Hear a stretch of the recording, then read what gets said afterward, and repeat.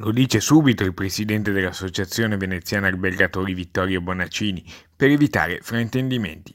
La nostra, sono le sue parole, non è una battaglia corporativistica, ma 8.400 appartamenti ad uso turistico a Venezia sono troppi. A fianco dei veneziani, a tutela della città di Venezia. Ci stiamo muovendo per difendere esattamente il tessuto sociale, il tessuto urbano di Venezia.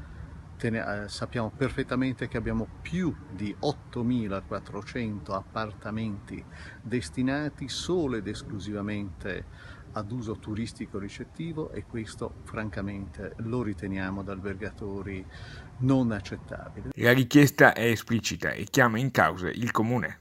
Regolamentazione stretta, severa, stringente delle possibilità di affittare, delle possibilità di commercializzare soggiorni, e principalmente che ci sia una regolamentazione a livello comunale. Invocati dal presidente Bonaccini provvedimenti anche in campo legislativo. Proposte di legge estremamente chiare, atte a tutelare direttamente la città di Venezia e la sua cittadinanza. Gli albergatori veneziani ringraziano i residenti e li invitano a proseguire nelle segnalazioni di eventuali irregolarità.